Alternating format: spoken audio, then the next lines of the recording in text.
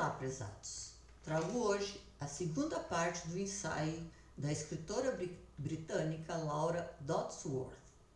Esse ensaio em que ela nos mostra como só a individualidade pode salvar uma sociedade dominada por uma loucura pandêmica. Abre aspas para Laura Dodsworth. No início da pandemia, rejeitou-se a ideia de imunidade de rebanho, que ocorre quando uma grande porcentagem da população fica imune e o vírus, pouco a pouco, deixa de se espalhar. Quando rejeitamos isso, nos entregamos ao altar do sacrifício das ciências comportamentais por ignorarmos um fato da natureza. Para impor bloqueios draconianos, era preciso assustar as pessoas. No vídeo anterior, Laura Dodsworth reflete sobre a linha tênue que separa o bem do mal. Segundo Hannah Arendt, a triste verdade é que a maioria do mal é feito por pessoas que nunca decidem se são boas ou más.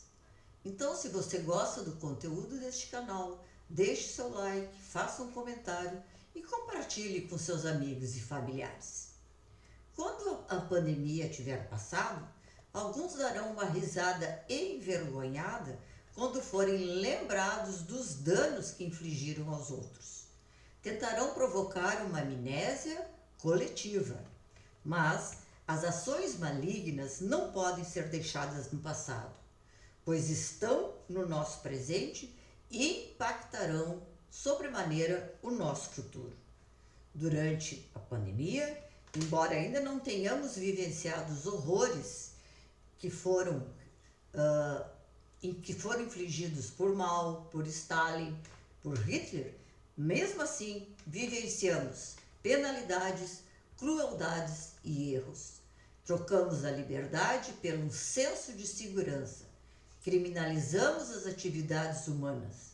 As crianças foram privadas de educação. Pessoas nasceram e morreram sozinhas. Empregos e negócios foram perdidos. A autonomia corporal e a liberdade médica foram canceladas. As consequências foram devastadoras.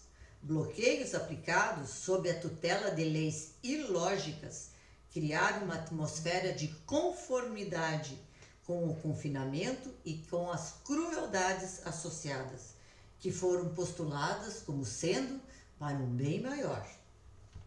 Os sacrifícios pessoais feitos por milhões de pessoas foram colossais, e isso não será esquecido. A recuperação e a cura devem ser acompanhados de dúvidas sobre o que se fez, exame de consciência, e isso vai muito além de qualquer inquérito para ressarcimento individual e social. A pressão moral, a coerção social revelaram o quanto as pessoas se tornaram sem compaixão sob o pretexto de cumprirem regras. Também mostraram que governos autoritários podem emergir a qualquer momento e que algumas pessoas não hesitam em transferir a sua responsabilidade pessoal para a responsabilidade do Estado. Experimentamos uma combinação única de circunstâncias: medo da infecção, amplificação proposital de medos para induzir docilidade e isolamento. Os efeitos do medo constante se observavam na obsessão pela higiene, verificação compulsiva de sintomas, medo de transporte público, aumento de depressão e ansiedade severas. E pior, uma histeria de massa. O professor Matthias Desmet apresentou a teoria de que o mundo está experimentando psicose de formação em massa. Sobre esse assunto, já há um vídeo há muito tempo neste canal. Segundo o professor Matthias Desmet, as pessoas estão em algum tipo de hipnose em grupo causada pela ansiedade, frustrações e pela sensação de uma vida sem sentido e também pela falta de vínculos sociais.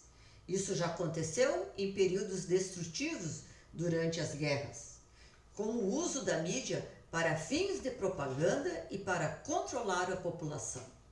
O medo durante uma epidemia é normal, mas a amplificação do medo, mesmo que supostamente para o nosso bem, cria um círculo vicioso. O medo torna as pessoas irracionais, que então acatam fortemente os conselhos dos governos, que levam a mais medo. Segundo Carl Jung, a resistência a tudo isso só será efetuada por homens que estão bem organizados em sua individualidade. Porém, a individualidade é uma ideia perigosa numa época em que o bem coletivo e a solidariedade são exaltados. Essas mensagens de solidariedade decorrem de orientações de cientistas comportamentais, que sabem que os apelos feitos à consciência coletiva são muito mais eficazes que os apelos baseados nas ameaças a nós mesmos.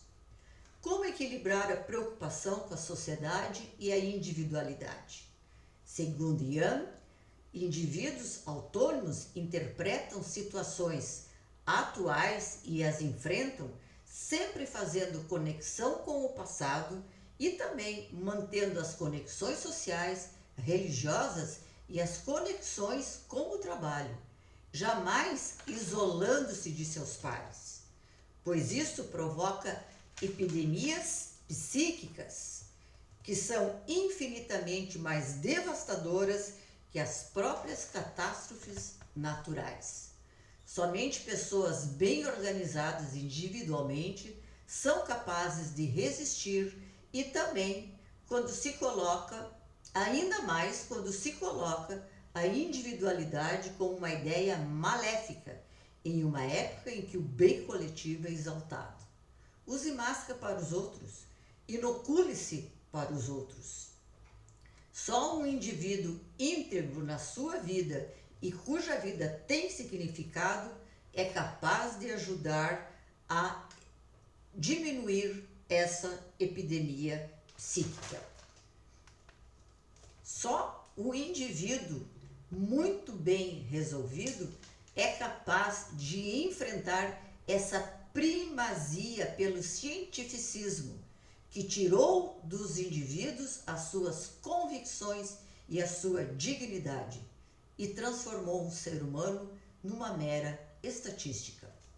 Com a privação de interações sociais e com a interferência nos ritos humanos, nascimentos, casamentos, mortes e até mesmo na interrupção de encontros banais, erros gigantescos foram cometidos. Qual foi o custo de tudo isso?